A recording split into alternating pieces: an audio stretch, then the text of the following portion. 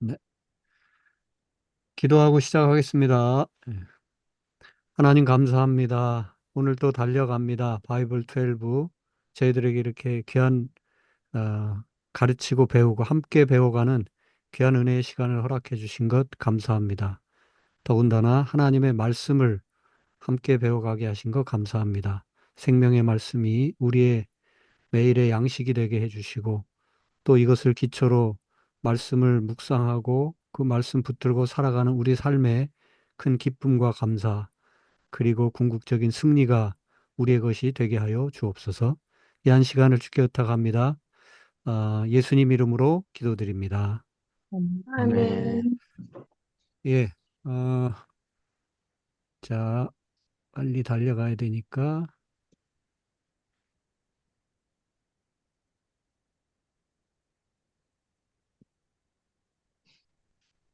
자, 지난 시간에 여기까지 했죠? 예, 지난 시간에 여기까지 했고,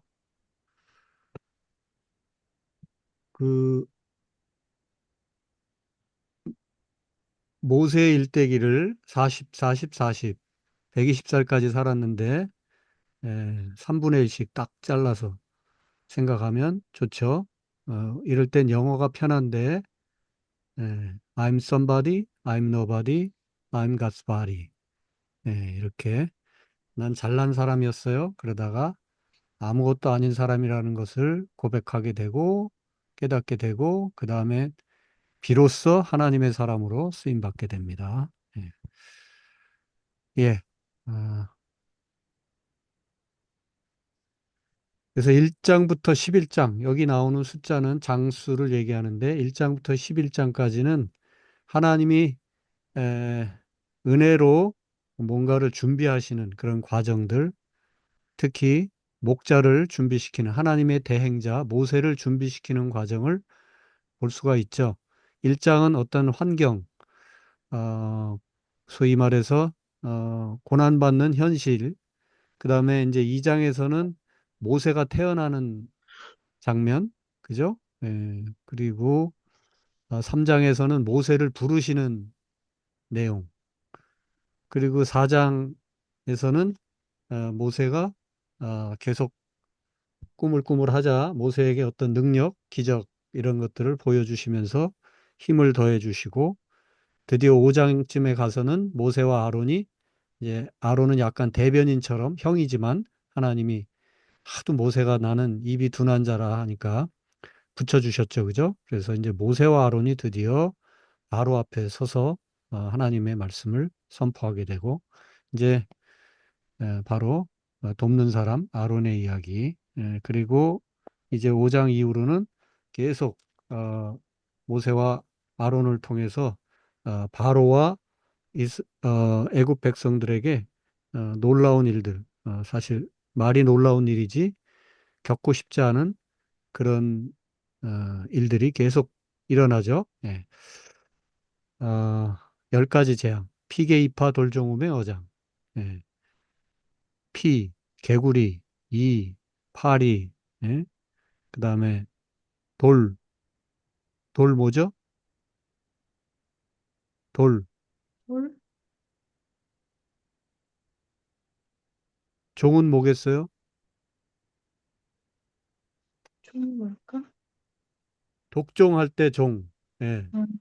돌은 독종. 우리말로 돌림병, 전염병, 예. 아, 그러니까 전종음에 이렇게 외우셔도 되고, 돌종음에, 예. 편하신 대로, 피게이파, 돌종음에, 우는 우박이고, 매는 메뚜기, 어는 어둠, 장, 장자. 예, 상자해주고. 이렇게 피게이파 돌종음의 어장. 꼭 안 해오셔도 되지만 이렇게 된다는 거예요. 자, 이런 일들이 계속해서 벌어지죠. 예, 우상의 무력함이 계속 드러납니다. 여기 어, 피게이파 돌종음의 어장, 여기에 등장하는 많은 뭐 개구리, 뭐 파리, 그 다음에 독종, 뭐 우박, 메뚜기, 기타 등등 이런 것들은 자연재앙인 경우도 많지만 애굽에 있던 잡다한 신들의 어떤 형상과도 관련이 돼 있어요. 그래서 벌을 내리시면서 애굽의 어떤 잘못된 그런 종교성 이런 것들, 우상 숭배 이런 것들까지도 함께 드러내고 심판하시는 하나님의 모습을 볼 수가 있습니다. 그래서 이러한 일들 가운데 수많은 간증들이 그죠? 이어지게 되는 거죠. 예. 그 1장부터 11장까지의 내용입니다. 예. 12장에 드디어 마지막 어, 19번째 어둠 그리고 마지막 장자재앙. 자, 장자재앙은 결국은 요것과 연결이 되죠. 예. 어린 양의 피를 문지방에 발라놓은 집들, 그러니까 소위 말해서 하나님의 이 명령을 받은 이스라엘 백성들의 집은 이 장자 재앙이 다 패스오버, 그냥 지나가게 되고, 어, 그러나 애굽 백성들의 그 마다들, 장자들, 그 사람뿐만 아니라 가축들에게까지도 이런 장자 재앙이 내려지는 내용이 11장에 있죠. 예. 그리고 여기 네, 그 밑에 목사님 말씀하시는 게 이렇게 나가고 있거든요. 활자로, 네, 자동으로. 근데 그게 이제 좀 말하는 대로 나가기 때문에 틀리게 나가는 글자들이 있으니까 그거 좀 안 나가게 하면 좋을 것 같은데요. 네, 이거를 제가 몰라요, 지금. 잠깐만. 얘가 지금 오늘 또 다른 약간 시스템이 저도 모르게 지금 달라진 측면이 있어가지고, 네, 어, 연구할 게 많으시군요. 네, 이거 오늘 어쨌든 그 PPT도 지금 안 돼가지고, 요 지금 MS 오피스에서만 되고, 그래, MS 오피스에서 PPT를 열어서 지금 작동하고 있는데, 이게 계속 이렇게 돌아가고 있네요. 밑에 자막이. 자막 봅시다. 자막, 아, 자막,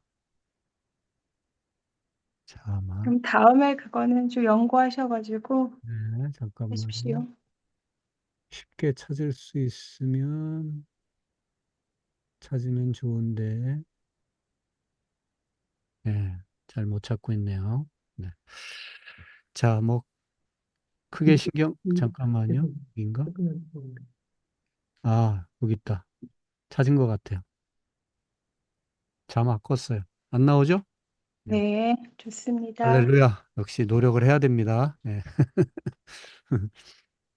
그래서, 이제 11장에 이제 장자 죽음이 이제 예고되고 펼쳐지고 결국 그 장자 죽음과 관련해서 드디어 이제 이 애굽을 탈출해서 나오게 되는데 그 과정에 이제 최초의 유월절을 경험하게 되죠. 그리고 이제 이 이후로 계속해서 이 유월절 절기를 기억하고 지키라 하는 하나님의 명이 이제 이 12장에 떨어집니다. 바로 이 유월절 패스오버 장자들이 다 죽어도 이스라엘 백성들만은 다 아무도 죽지 않고 살아나는. 예. 근데 그 일을 위해서 뭐가 필요했다? 양을 잡아서 양의 피가 필요했다는 거죠. 이것이 나중에 결국은 이 유월절 속죄양, 희생양으로 십자가에 달리신 예수님 사건에 그리스도 예수 사건의 예표와 같은 그런 사건이기도 하죠. 예. 그래서 양고기와 또 무교병, 무교병은 뭡니까? 그 효모를 쓰지 않은 예, 누룩을 쓰지 않은 떡, 떡병자예요. 지금 무교병, 누룩을 넣지 않은 떡, 그 다음에 쓴 나물, 양고기 요렇게를 이제 먹으면서 이 절기를 지키는 거고요. 그 다음에 결국 나그네 복장으로 그 밤을 지새고 급히 이제 탈출해 나옵니다. 쉽게 말하면 후라이팬 하나 메고 그냥 옷 하나 걸치고 그 다음에는 급히 애굽을 이제 탈출해 나오게 되는 겁니다. 네. 자, 여기에 핵심 12장 어린 양의 피로 구원하셨다. 피의 구원입니다. 자, 이렇게 해서 이제 애굽을 탈출해 나오게 되는데 자, 바로를 벗어나서 나왔지만 에, 홍해가 가로막고 있죠. 바로는 또 그렇게 문기적거리고 보내려고 하지 않다가 막판에 보내놓고서는 또 쫓아옵니다. 예. 왜냐하면 지금 여러분들이 보시는 이 지도 히브리 백성들이 이 주로 라암셋, 고센 요 지역, 나일강 하류 지역에 주로 모여 살았는데 여기에 이제 풍부한 어떤 노동력으로 존재하고들 있었어요. 그런데 노동력으로만 쓰기에는 너무 이 히브리 백성들의 숫자가 많아졌던 거고, 그래서 그것을 견제하기 위해서 사내 아이들이 태어나면 이제 일장으로 다시 돌아가서 잠깐 배경을 말씀드리는 거예요. 출애굽 이제 왜 결국 출애굽하게 되었는가? 결국 탄압이 있었다는 거죠. 너무 얘네들 숫자가 많은 것 같다. 그래서 아이들 고추 달린 아이들이 태어나면 이렇게 태어나지 못하도록 아예 산파들에게 명을 내리는 그런 일로부터 이 출애굽 이야기가 시작되잖아요. 그래서 여하간 이 이스라엘 백성들에 대한 탄압이 시작됐고 그 탄압을 피해서 바로의 탄압을 피해서 결국 어, 이 애굽 땅을 지금 애굽의 북부 지역 일부만 비춰지고 있지만 이 애굽 땅을 피해서 나오게 되는데 성경을 이렇게 읽어보면 이 출애굽의 그 어떤 진행 방향, 경로 이것이 딱히 이거다라고 정확히 얘기하기는 어려운데 대체로 지금 그어져 있는 이 밤색 표시 요렇게 움직였을 거다라는 이야기들이 있고 또 한편으로는 제가 이렇게 그어놨는데 이렇게 숲곳에서 비토호 옆으로 해가지고 홍해 끝자락을 이렇게 건너서 이쪽 수루 광야로 나왔을 것이다. 아무도 가보지 않았고 기록물만 우리에게 있는데 어느 기록을 성경을 어떻게 읽느냐에 따라서 이렇게 코스가 지어졌을 거다라고 주장할 수도 있고 약간 북쪽으로 올라가서 해안길을 타고 가는 듯 하다가 남하했다 이렇게 볼 수도 있어요. 어쨌든 어딘가 물을 건넜던 것. 그래서 홍해가 이쪽 홍해 자락일 수도 있고 또 어떤 학자는 이 비토호를 건넜을 것이다 이렇게 말하는 사람도 있는데 어쨌든 불이 나게 이렇게 탈출해 나오다가 어딘가 호수든 이 홍해든 물을 건너게 된 것 같아요. 어쨌든 대략 이렇게 물을 건너서 광야로 나오게 됩니다. 그리고 계속 남하에서 시내산 자락에 한동안 머물게 되고 여기서 십계명 및 하나님의 말씀을 받고 그게 벌써 이제 초기에 한두 달 사이에 벌어진 일들인데 그 다음에는 이 바란 광야 쪽으로 가데스 바네아로 올라가서 여기서 정탐꾼을 보내죠. 그죠? 그런데 바로 올라갈 수도 있었을 텐데 이때 못 올라가고는 계속 38년 이상 동안 여기 광야를 계속 헤매고 그러다가 나중에 이 길 따라서 올라가서 에돔, 모압 쳐서 이기고 이쪽까지 올라가서 느보 산자락에서 어, 모세가 죽고 그 다음에 여호수아를 중심으로 이 요단강 지금 위에는 계속 흘러가면 여기쯤에는 어, 그, 갈릴리 바다가 있겠죠. 갈릴리에서 쭉 요단강 흘러내리고 여기는 사해, 염해가 됩니다. 그래서 여기서 동쪽에서 서쪽으로 이렇게 가나안 지역으로 들어가게 되는. 그래서 이렇게 광야에 40년을 보냅니다. 예. 자, 출애굽 및 광야 경로가 대략 이렇게 된다고 하는 거. 예. 자, 그러면 12장에서 이제 12장, 13장 6월절 무교절 절기를 어, 첫 계절을 보내면서 14장에는 드디어 홍해를 건너는 이야기 이제 나오는데요. 골로 가기 전에 지도를 하나만 더 보면 어, 자, 여기서 건너서 홍해를 지나서 일루 시내산으로 내려갔죠. 근데 왕의대로가 이렇게 돼 있습니다. 빨간 게 왕의대로인데 위에 꺼멓게 이렇게 쳐져 있는 게 해안도로입니다. 그래서 그 당시에 가장 흔히 그러니까 사람들이 많이 다니는 길 두 개 중에 두 가지가 하나는 해안도로고 그 다음에 또 하나는 왕해도로라고 해서 이 시나이 반도 중간을 가로질러서 동쪽으로 오고 그 다음에는 계속 북진하는 저쪽 뭡니까 어, 이 메소포타미아 유역까지 계속 북쪽으로 올라가게 되는 요 길이 왕의 대로. 예. 쉽게 말하면 메인 대로라고 할 수 있습니다. 우리나라 경부선 같은. 예. 자, 이렇게 대략적인 지도가 그려질 수 있다 하는 거 말씀드리고요. 자, 그렇게 홍해를 이제 건너서 광야로 나오게 되는데 홍해를 건너는 것. 13장에서 무교절을 거치고 무교절을 보내고 그 다음에 불과 구름 기둥의 인도를 받으면서 드디어 홍해를 건너게 되죠. 예. 자, 홍해길로 돌려서 인도하시는. 자, 홍해길 아까 지도를 봤잖아요. 아까 지도를 보면 어때요? 이 지도를 보면 여기서 고센 지역에 살다가 일로 나오면은 바로 해안길 따라서 쭉 올라가면 가나안으로 갈 수 있겠죠. 그런데 글로 가지 않고 글로 가려는 듯 하다가 이제 그걸 강조하면 코스가 이렇게 되겠고 여기서 가려는 듯 하다가 바로 꺾어져 내려왔다. 이렇게 보면 이 지금 파란색으로 그은 코스가 맞겠죠. 여하간 바로 이렇게 동쪽으로 직선으로 그냥 쭉 건너가게 되면 해안길 따라서 가나안으로 그대로 들어갈 수 있었을 터인데 하나님은 밑으로 남쪽으로 내리셔서 홍해를 건너게 하시고 이 광야로 이 시내산을 향하게 하셨다. 이게 이제 어, 홍해를 건넌 이야기의 핵심 메시지입니다. 홍해길로 돌려서 인도하십니다. 그래서 13장에는 이 유월절 무교절 이야기를 통해서 가장 소중한 것을 하나님께 먼저 드리라고 하는 것, 그리고 유월절 유월절은 그 하루라고 생각하면 그 뒤로 이어지는 일주일간 지켜지는 절기가 무교절입니다. 그래서 무교절을 지키면서 그날을 잊지 말도록. 어떤 날이요?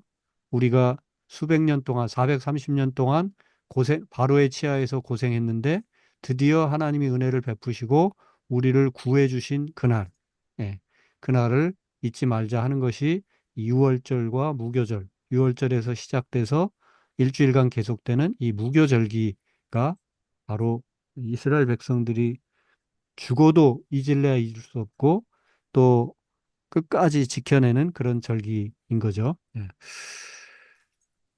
그 다음에 이제 또 불기둥과 구름기둥으로 그 13장 17절 이하에 보면 하나님이 이 블레셋 사람의 땅의 길, 아까 말한 대로 해안길 따라서 쭉 올라가면 바로 블레셋, 요즘에 팔레스틴이라고 하는 그 말이 블레셋에서 온 건데요.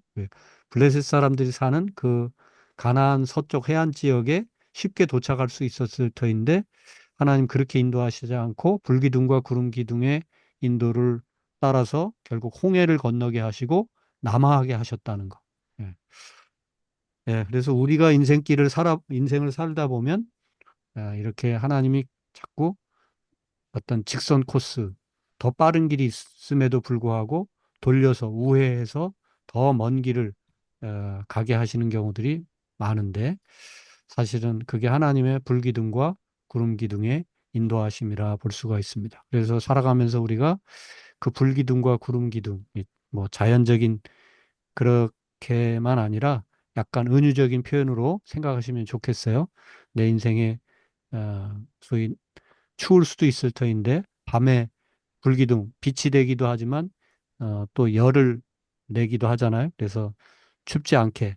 또 구름 기둥은 낮에는 또 너무 뜨겁거든요. 그래서 구름의 햇살을 가려가면서 움직이지 않고서는 결코 움직일 수 없는 그 중근동 지역의 그런 어떤 기후 환경 이런 것들을 생각하면 낮에는 예를 들면 40도 이상 가다가도 밤에 떨어지면 옷 안 입고 있으면 추워서 떨 수밖에 없는 그런 낮과 밤의 그 기온 차이도 심하고 또 물이 없고 이제 이런 곳에 걷는다는 거, 이동한다는 거. 결국 그래서 불기둥과 구름기둥. 하나님이 끊임없이 내 인생의 발걸음을 지켜 보호해 주시고 인도하신다는 거. 이게 그들의 고백이었고 산 증언이었죠. 예. 그래서 우리도 살다 보면 이렇게 때때로 밤 같은 내 인생에 불기둥으로 안내해 주시기도 하고 또 뜨거운 낮에 그 열기 속에 구름 기둥으로 또 그 햇살을 가려주시기도 하고 예. 그게 우리 하나님의 인도하시는 손길이겠죠. 예.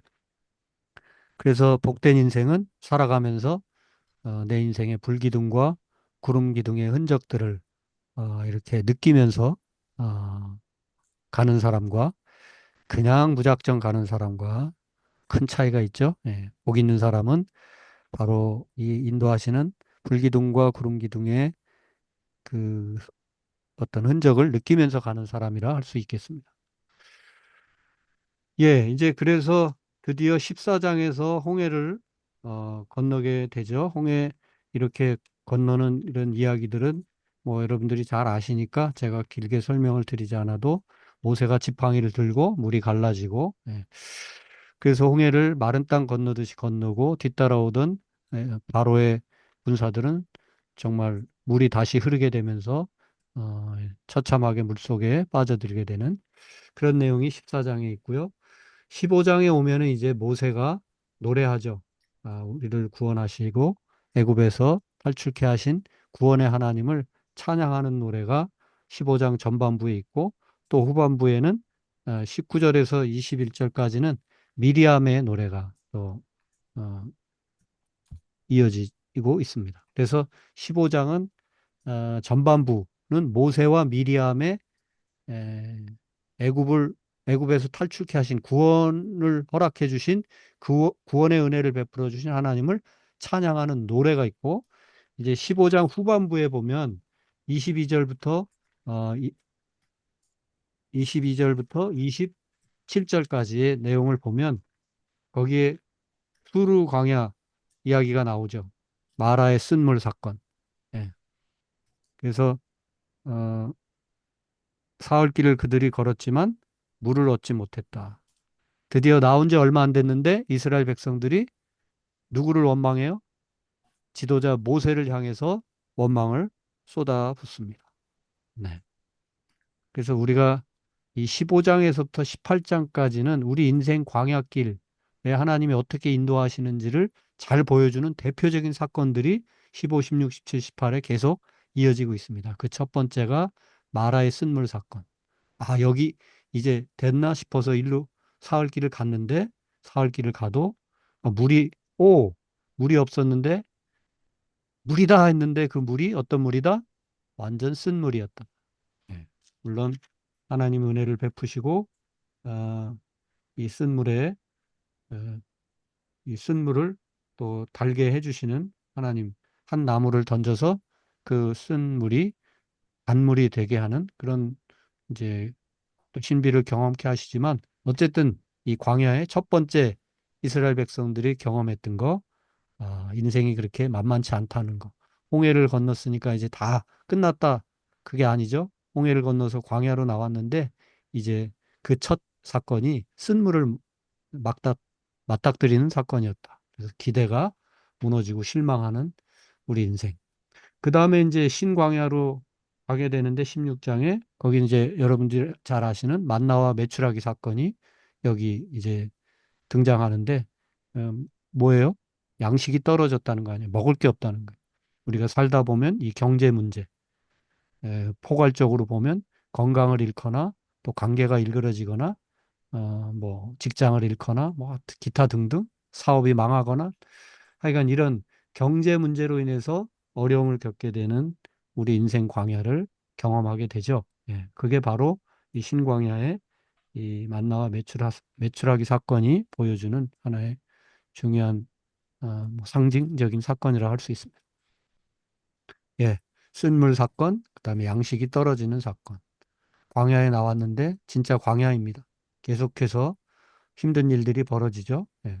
그다음에 17장에 가면 전반부에 르비딤에 도착하게 되는데 다시 한번 목마름을 경험하게 됩니다. 예. 여기서 무리바라는 곳에 반석을 두드리고 거기서 마침내 물이 쏟아져 나오게 되는. 그러나 이 과정에 예, 이제 모세가 또 결국 나중에 음, 가나안 땅에 들어가지 못하게 되는 그런 이유가 되는 사건이기도 하죠. 여하간 목마름을 경험하게 됩니다. 쓴 물을 마신 지가 얼마 안 됐었는데 겨우 좀 단물을 좀 잠깐 먹었나 싶었는데 양식이 떨어지고 이제 좀 살만하나 만나와 메추라기로 그래도 조금 근근히 이렇게 걸어가고 있는데 다시 또 물이 없어서 고생하게 되는 그래서 단지 목마름, 물이 없음이 아니라 생의 의미를 상실하고 좌절하게 되는 그런 삶의 현장이 이 르비딤 사건이라고 할 수가 있겠습니다. 네. 그런데 여기에서 의미만 잃고 목마름만 아니라 또 거기다가 적군까지 만납니다. 여태까지는 계속 자연의 문제, 이렇게 주변 상황의 문제였는데 나에게 덤벼드는 사람 원수가 생겨났다는 거죠. 예, 아말렉을 만나게 하셨어요. 이 아말렉은 아말렉 족속 1차적으로 말하지만 결국 우리가 인생 광야를 살아가면서 나를 괴롭히는 어떤 원수 같은 사람 이렇게 볼 수도 있겠죠. 예. 자, 그래서 다시 정리하면 기대가 무너져 실망하는 우리의 인생. 또 경제 문제로 또 건강을 잃거나 힘겨워하는 우리의 인생, 또 삶의 의미를 잃고 버거워하는 우리의 인생, 또 누군가 나를 괴롭혀서 또 버거워하는 우리 인생, 인생 광야가 이런 식으로 계속될 수 있다. 15장에서 17장까지. 그리고 18장에는 거기다가 이 모세는 개인적으로 이 리더십의 한계를 경험하게 됩니다. 네, 열심히 해보려고 하지만 너무너무 힘들었고, 그 이 힘든 것을 누가 알려줘요? 장인 이드로가, 네, 장인, 지음아, 여기서 장인은 기술쟁이 장인이 아니라, 어, 와이프, 와이프의 아빠, 자기 아내의 아버지를 장인이라고 해. 네, 모세의 아내의 아빠 이드로 미디안 제사장이었는데 이 이드로가 모세가 하는 일을 옆에서 보고서는 너무 혼자서 열심히 하다가 지쳐 떨어지겠다. 그래서 이제 어떤 중간 관리들, 중간 지도자들을 잘 세우라고 그래서 여기서 이제 10부장, 50부장, 뭐 100부장, 1000부장 이런 또 중간 관료들을 세우게 되죠. 예. 자, 여하간 이렇게 광야길에는 여러 가지 우리를 힘겹게 하는 문제들이 있다고 하는 것을 출애굽기 15장에서부터 18장까지는 어떤 단지 이스라엘 백성들이 광야로 나와서 이런저런 고생을 했네. 이렇게만 스쳐 지나가면서 읽을 말씀이 아니라 우리 인생 광야에 우리가 만날 수 있는 여러 가지 유형의 그런 힘겨움, 어떤 고난 이런 것들이 잘 이렇게 드러나고 있는 하나님의 말씀이다. 이렇게 볼 수가 있겠습니다. 네. 그냥 광야, 우리 뭐 이스라엘 성지 순례를 통해서 조금 경, 광야길을 조금이라도 걸어본 분들이 있을 수 있겠지만 전혀 가보시지 못한 분들도 있을 터이니 그림으로라도 예. 야, 여기는 그나마 뭐 이렇게 나뭇가쟁이라도 이렇게 좀 있고 예. 하지만은 아예 없는 그런 경우들도 많죠. 예. 자, 신광야의 한 지역을 찍은 사진입니다. 자, 이렇게 신광야, 기타 등등 광야길을 거쳐서 어, 시내산 자락에 도착하고 이 시내산 자락에서 하나님의 계명을 받죠. 예. 여러 계명이 있지만 그 중에서도 10계명을 받게 되는데 20장. 자, 10계명 한번 정리를 해볼까요? 10계명도 그 우리 개신교에서 분류하는 10계명과 또 가톨릭에서 분류하는 10계명이 조금 하는 방식이 또 유대인들이 분류하는 방식 조금씩 약간 다릅니다만은 뭐 우리가 그것을 다 어, 알 필요는 없겠고요. 어쨌든 우리가 흔히 우리 개신교, 기독교에서 말하는 십계명의 분류대로 한번 따져보자면 여기 그림을 그려놨는데 한번 볼까요? 십계명 제1계명은 너는 나 외에는 다른 신을 다른 신을 내게 두지 말자. 내게 있게 하지 말지니라. 음. 자, 다른 신을 섬기지 말라는 거고요. 두 번째는 너를 위하여 우상을 새긴 만들지 우상, 우상을 말고 만들지 말고 세 번째는 너는 너의 네, 하나님 하나님 여호와의 여호와의 여호와 이름을 망령되이 이름을 일컫지 말라. 망령되이 걷지 예. 마라. 하나님의 이름이 뭐 여러 이름이지만 특히 여호와라는 하나님의 이름. 너의 하나님 여호와 이름을 망령되이 일컬지 말라. 예. 네 번째는 뭘 기억하여 거룩히 지켜라? 안식일을 안식일을 지키고 기억하여 거룩히 지켜라. 네 번째는 네 부모, 부모를 공경하라. 음악, 다섯 번째 뭐라고? 부모, 부모를 부모를 공경하라. 공경하라. 부모를 공경하라. 아멘. 아멘. 어, 여섯 번째 살인하지 살인하지 말라. 말라. 살인하지 말지니라. 일곱 번째 간음하지 간음하지 말라. 간음하지 말라. 말지니라. 여덟 번째 도적질, 도둑질하지 말라. 도둑질하지 말지니라. 그 다음에 아홉 번째는 내 이웃에 대하여 거짓 증거, 거짓 거짓 증거하지 증거를 하지 말라. 마라. 마지막 내 내 이웃의 내 입을 이웃의 것을 집을 탐내지 말라. 탐내지 하지 말라. 마라. 이렇게 나눕니다. 어, 자, 십계명 이게 이제 가장 기본적인 하나님이 이스라엘 백성들 광야로 이끌어내시고 이제 약속의 땅으로 들어가기까지 일정 정도 더 훈련을 받아야 될 이런 이스라엘 백성들에게 주신 계명을 압축하면 바로 이 모세가 광야 시내산 40일간 오르락내리락 하면서 결국 하나님으로부터 양 두 돌판에 하나님이 새겨주신 이 말씀을 들고 내려오죠. 그래서 이스라엘 백성들에게 있어서 이것은 진짜 꼭 지키고 끝까지 붙들고 가야 되는 하나님의 명령의 어떤 기준입니다. 이런저런 세부적인 디테일한 이제 계명들이 율법들이 더 주어지게 되지만 이 십계명은 어, 건드릴 수 없는 가장 어떤 원칙이 되겠죠. 예. 자, 어, 이제 21장에서부터 22장, 23장, 24장 쭉 까지 보면은 뭡니까? 십계명에 따르는 이러저러한 법들이 계속 언급이 되고 있습니다. 그리고 이제 25장부터 마지막 장 40장까지는 성막, 성소를 짓고 거기에 또 제사장들 예복을 어떻게 하고 그래서 광야길을 가게 되는 이스라엘 백성들이 하나님을 늘 가까이 모시도록 하는 하나님의 현존을 상징하는 그런 성막을 짓고 그 성막을 계속 그야말로 성막이에요.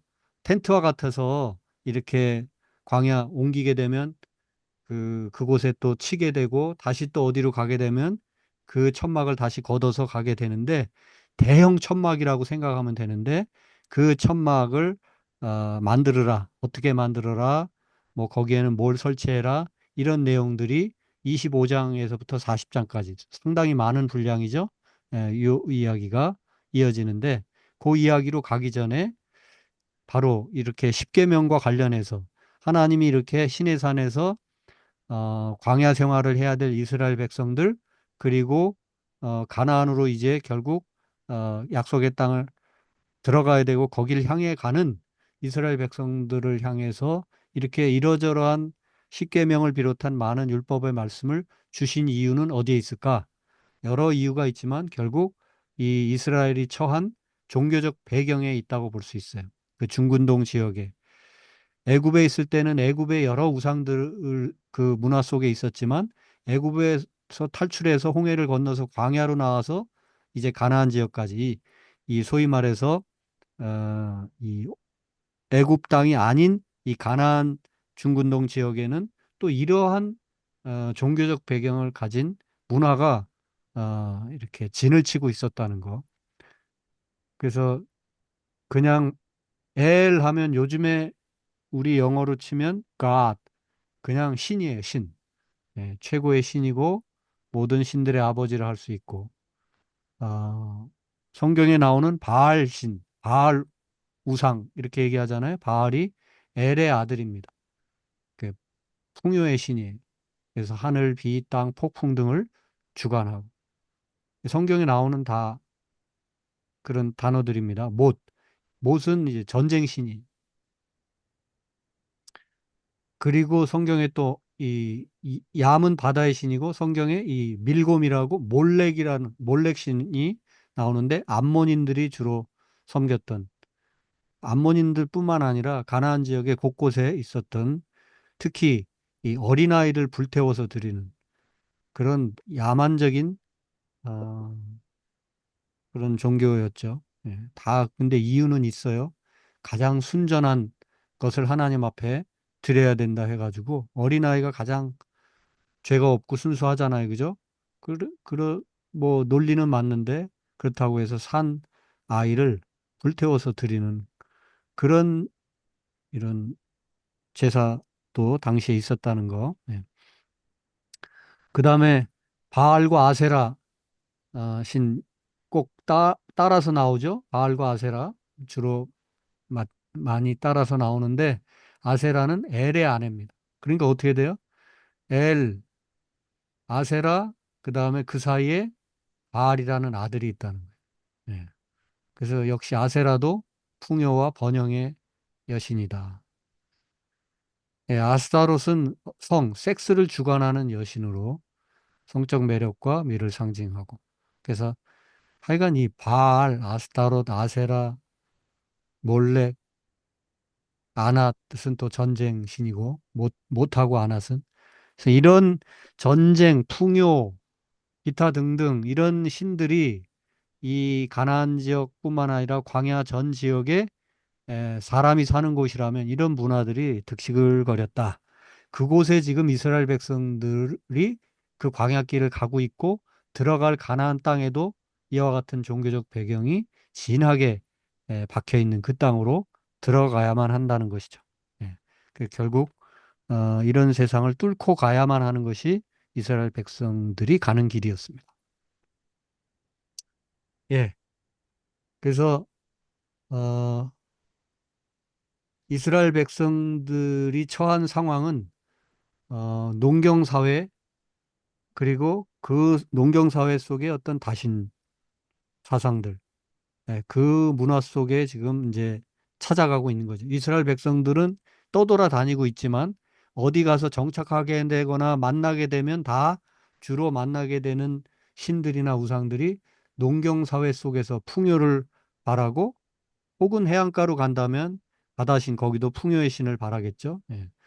그래서 어, 여러 이러저러한 잡다한 신들이 농사를 지을 때 풍요를 가져다 준다고 생각을 하고 거기에다가 뭐까지 남신과 여신이 어떤 성적 관계를 맺을 때 자연에는 생동력이 더 커지게 되고 그래서 풍요가 더 커지게 되고 그러니까 성전을 지어놓고는 거기 창녀를 두고 성관계를 가짐으로써 또 바알, 아스타롯, 기타 등등 이런 신들을 흥분시켜서 성관계를 갖게 하고 그러면 더 큰 풍요가 있을 것이다 하는 이런 좀 원시적인 종교들이 그 당시에 판을 치고 있었다. 중근동 지역에. 예. 그래서 바로 이러한 문화 속에서 이스라엘 백성들이 그저 바로의 치하에서 노예 해방되는 것만이 중요한 것이 아니라 광야 40년 훈련 기간 또 가나안 정복 전쟁 이런 과정들을 통해서 결국 다신교 도로 살 거냐 여호와 신앙으로 살 거냐 이 싸움을 계속 할 수밖에 없었다는 거죠. 예. 이스라엘 백성들은 이러한 종교적 분위기 속에서 우상을 섬길 것인지 아니면 여호와 하나님 한 분만을 섬길 것인지를 단호히 결정해야 했습니다. 매 순간 사건이 있을 때마다 가는 곳마다 이게 출애굽기의 이야기고 또 민수기의 이야기고 이제 신명기는 모세의 설교인데 그 신명기의 이야기입니다. 레위기 전체 그 통째로 레위기 전체가 제사법 하나님 여호와 하나님을 향한 제사법을 그렇게 장황하게 이렇게 기록을 한 것도 결국 이런 다신교 신앙의 우상에 빠지지 아니하고 하나님만을 순수하게 섬길 수 있도록 하기 위한 하나님의 특별 조치였다고 하는 것을 알 수가 있어요. 네. 자, 이제 25장 이후에서 40장까지 주로 나오게 되는 이 성막 이야기. 성막은 성막에 대한 성경 구절을 읽으면 무슨 소리인지 여러분들이 진짜 몰라요. 그냥 10번, 20번씩 읽어도 뭔 말인지 모를 가능성이 많은데 그림을 먼저 보고 그것을 먼저 연구하고 이렇게 저렇게 끼워 맞춰 봐서 아, 그 말씀대로 그대로 한번 만들어 보면 나오게 되는 성막의 모습이 뭘까 해가지고 가장 근사하게 나온 모습이 요 모습이라고 보면 됩니다. 네. 성막이 이렇게 어, 혹은 장막이라고도 하고 성막이라고도 하는데 이 전체를 성막이라고 부르기도 하고 요 부분만 성막이라고 부를 수도 있는데 기본적으로 우리가 성막이라 장막이라 할 때는 이 전체를 성막이라 하고요. 여기 이 안에 있는 요 부분을 어, 성막이라고도 하는데 이 앞부분 들어가자마자 있는 부분이 성소. 저 안쪽에 정방형에 있는 요 지성소. 요 맨 끝자락에 지성소가 있습니다. 동서남북을 따지자면 요 들어가는 요쪽이 입구인데 여기가 아, 동쪽. 저 끝자락이 서쪽. 그러니까 이렇게 이쪽이 북쪽이고 이쪽이 남쪽이 되겠죠? 네.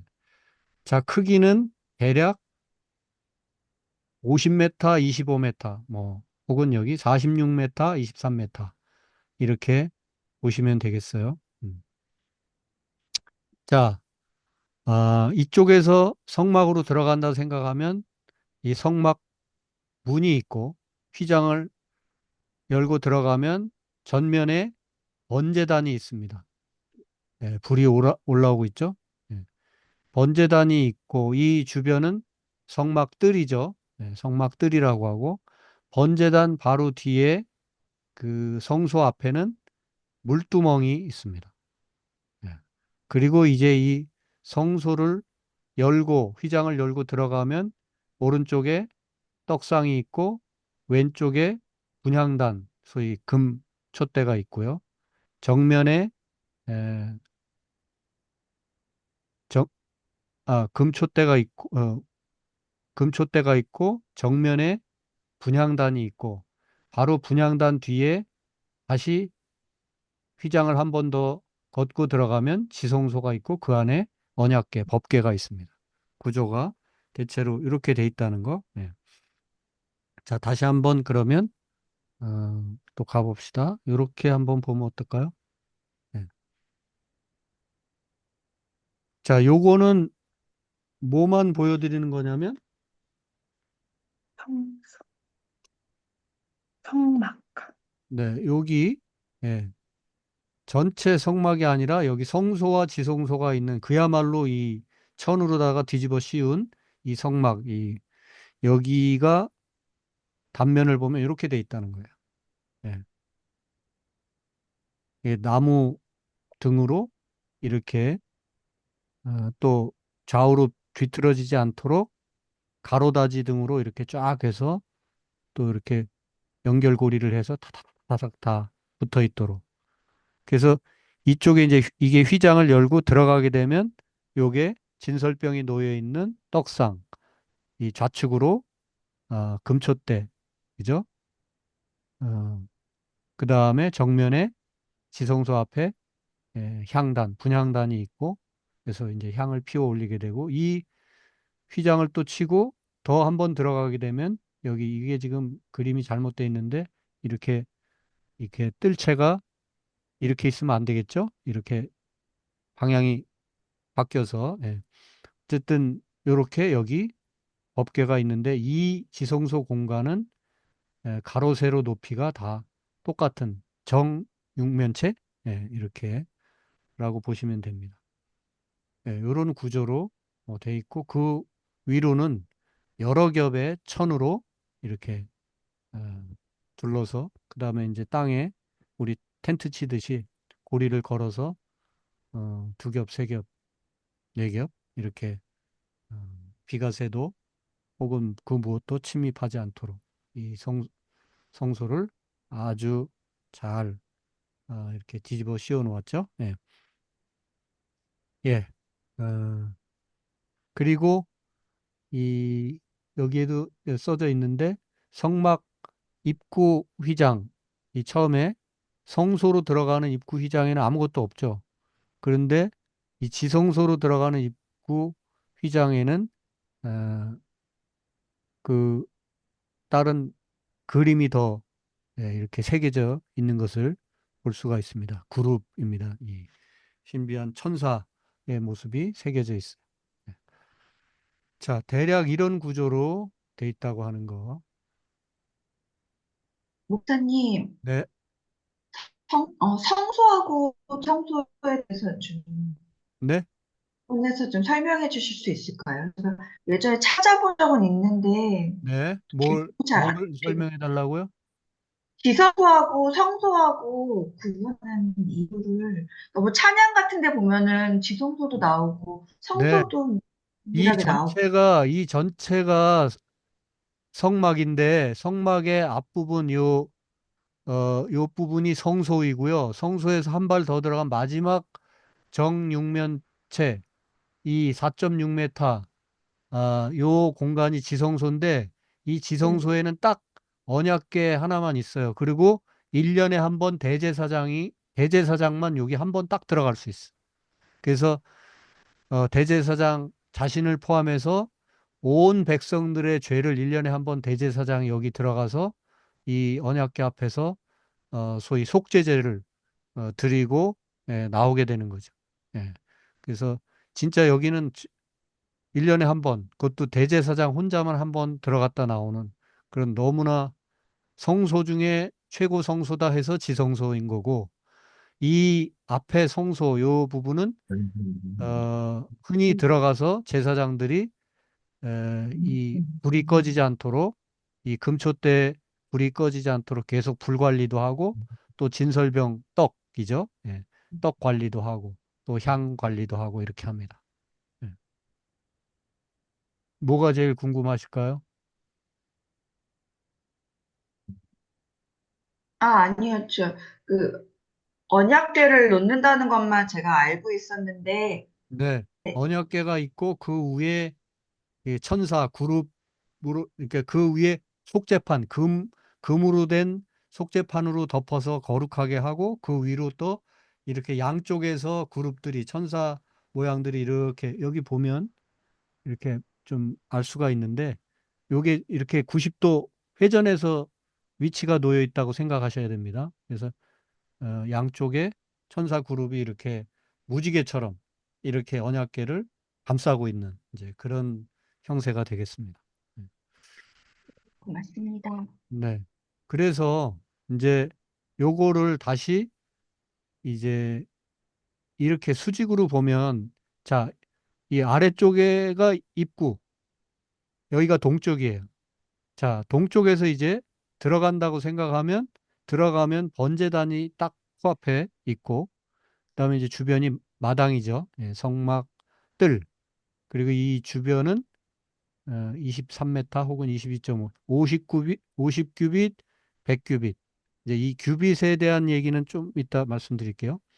이렇게 해서 번제단을 지나서 물두멍 여기 손 씻는데 그리고 여기가 이제 성막인데 문을 열고 들어가면 휘장을 열고 들어가면 여기가 성소 그리고 이 안에가 지성소.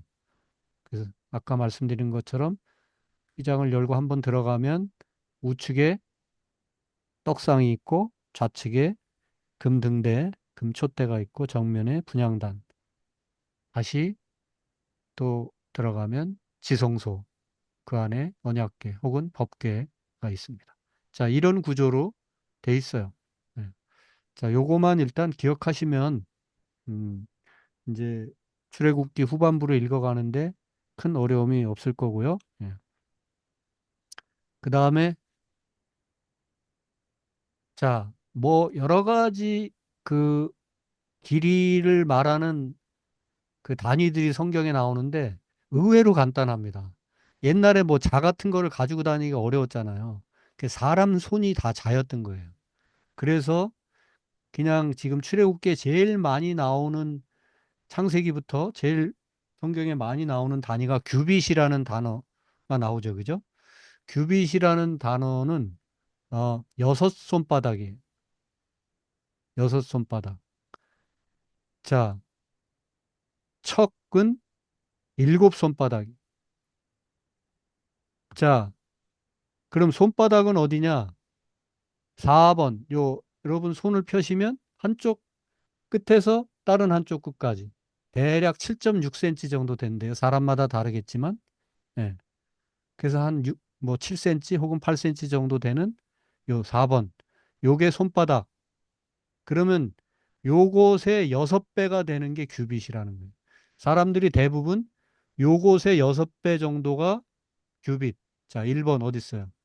손가락 가장 긴 중지 끝에서부터 팔을 굽으리면 여기 여길 뭐라 그래?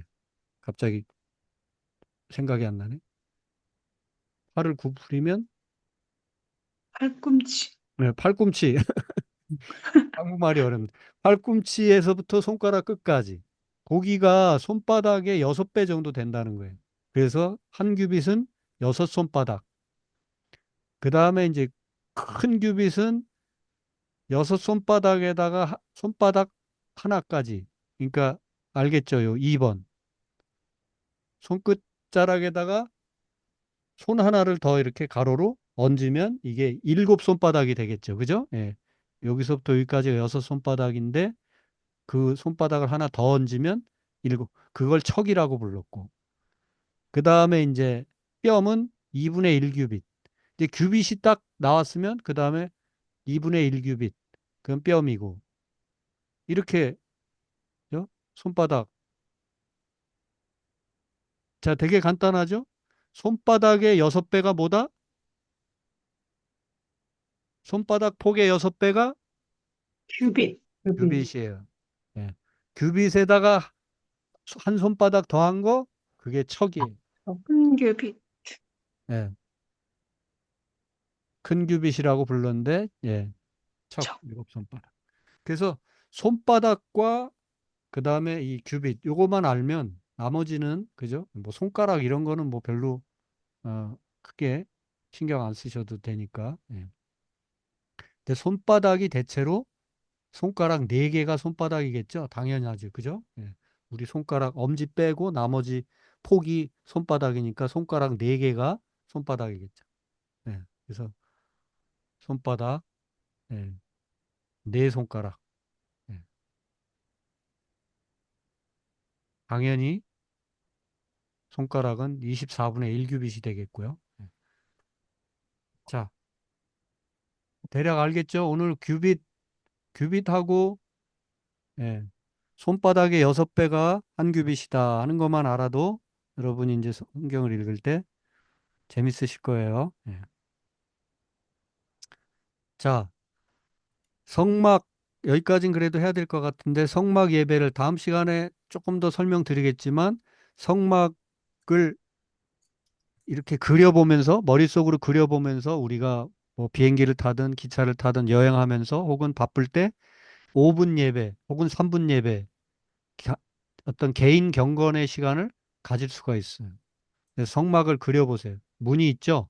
문으로 들어가면서 감사합니다. 구원에 대한 감사의 문을 들어가요.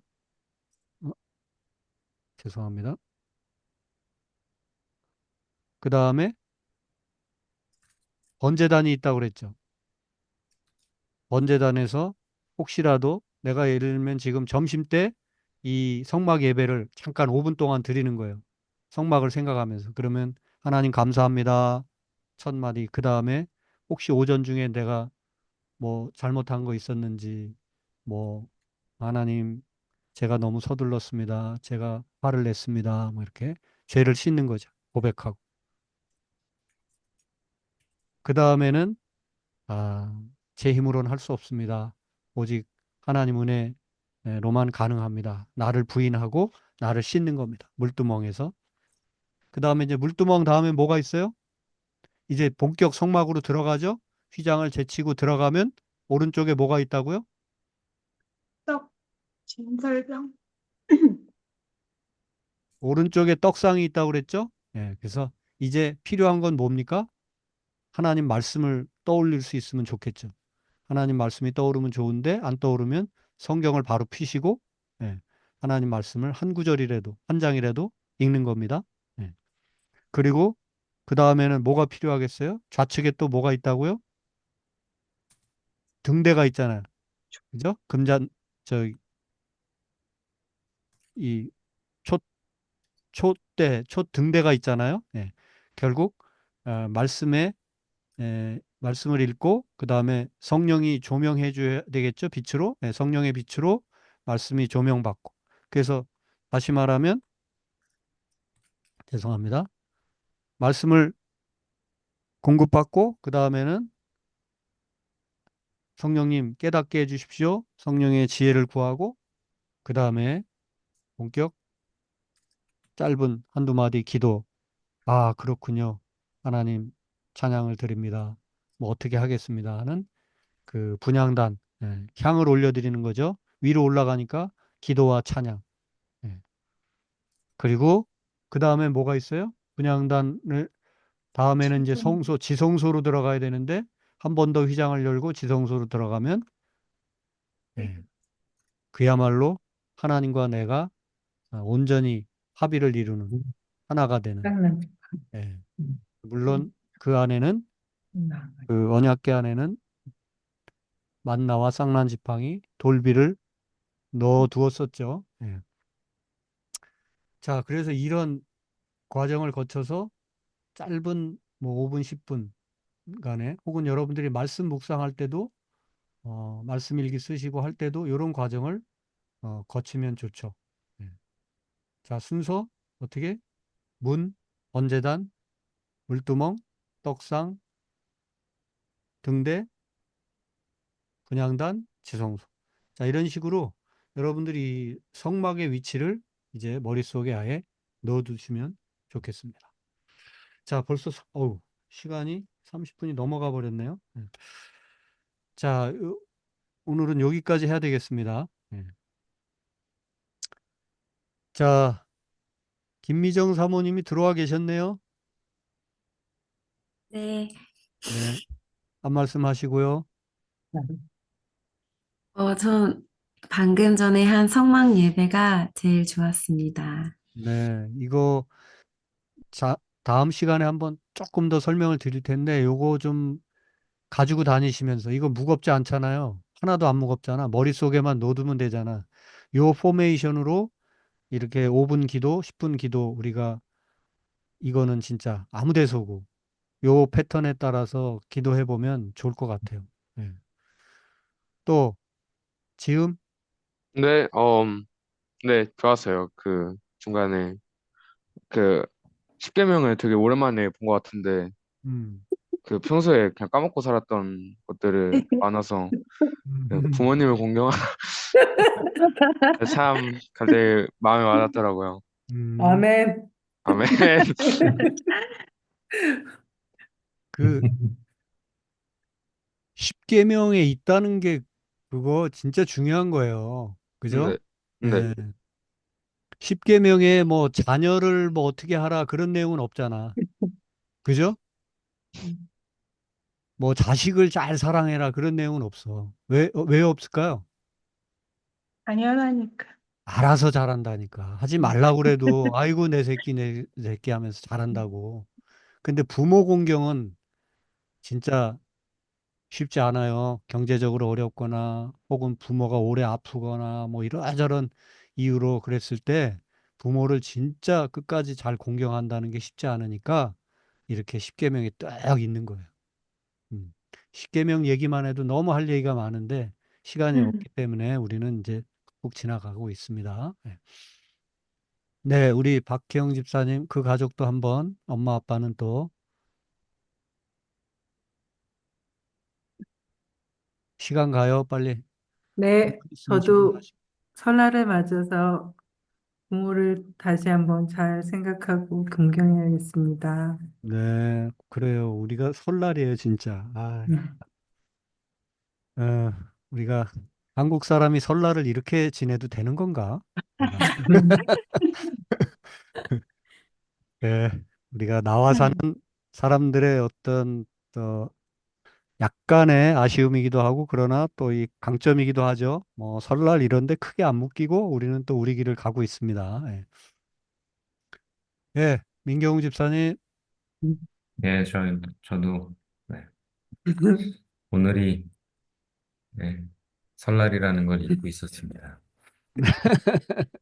예, 그래요. 예. 음, 우리 그러나, 네, 오는 주일에 우리 교회에서 어린이들이 아마 설 인사 우리 예배당으로 와서 할 겁니다. 예, 또 설 분위기 또 우리끼리 좀 잠깐 내봅시다. 예,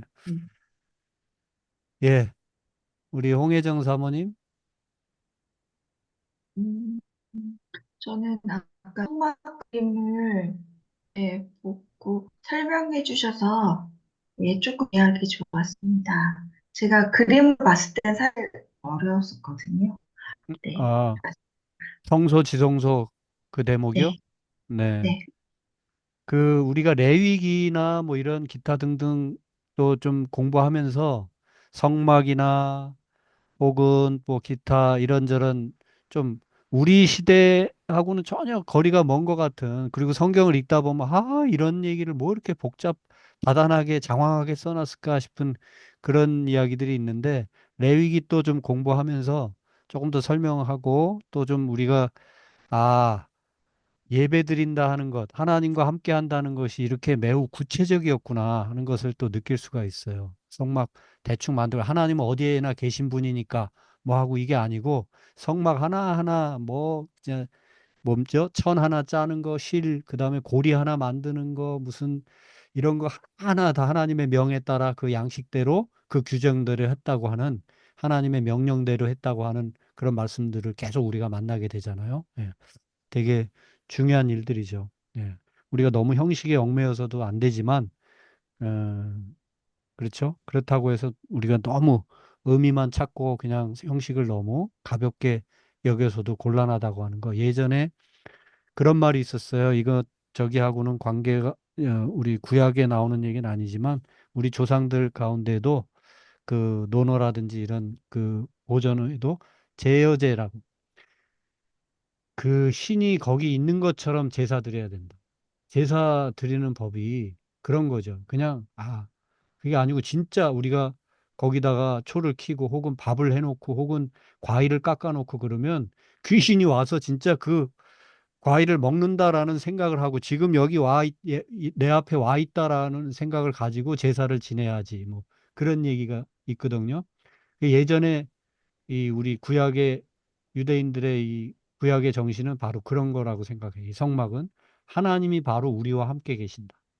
그래서 이 성막을 설치하고 또 다시 분에 조립하고 하는 이 모든 일을 하는 그 일꾼들도 얼마나 정결하고 그 어떤 정성을 다해서 이런 일들을 감당했는지 모릅니다. 예, 그런 얘기는 우리 레위기 또 공부하면서 좀 더 생각을 해보죠. 예.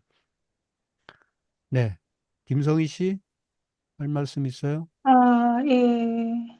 저는 오늘 성막도 좋았지만 그 아까 신광야 네, 그 사진이 좀 기억에 남는데 그 네, 돌멩이 이렇게 있고 먼지 폴폴 나는 그 광야 같은 그런 인생에 아까 그 목사님이 복된 인생 말씀하시면서 그 구름 기둥, 불 기둥으로 인도하심을 느끼면서 사는 인생이 복되다 네, 하신 말씀이 좀 네. 마음에 남습니다. 감사합니다.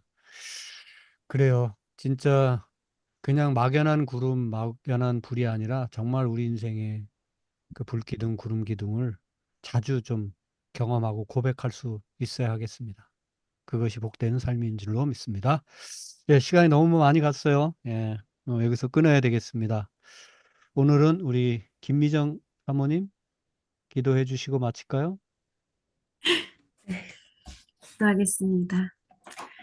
사랑이 많으신 하나님, 이 귀한 시간에 우리가 함께 성경에 대해 더 알아가는 또 더 귀한 시간을 갖게 하시니 감사합니다.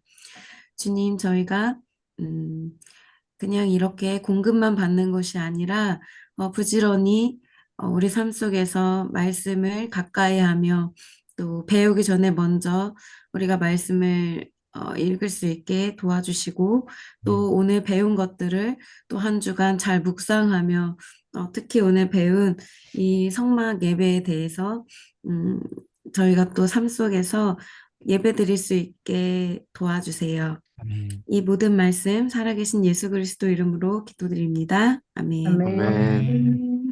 예, 감사합니다. 감사합니다. 감사합니다. 수고하셨습니다. 늦은 건강하게 시간까지 고생들 지내시고 하셨어요.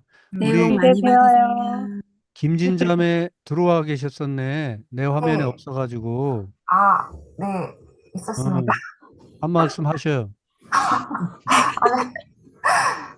네. 저는, 들으면서 왜, 이 구약시대의 성막 예배 이 방식이 오늘날까지 똑같이 이어지지 않고, 네, 왜 시대에 따라서 이렇게 예배 방식도 바뀌고, 그런지 조금 궁금했었어요. 그게, 이 성막 예배가 하나님이 이렇게 말씀하셔서 이루어진 것인데, 네, 이게 또 시대와 문화에 따라서 또 그게 바뀌는지 네. 그게 조금 궁금했어요. 왜 바뀔 그렇게 수밖에 하는지. 없겠죠? 그죠? 우리 지금 예배 안에 이런 요소들이 다 있어요.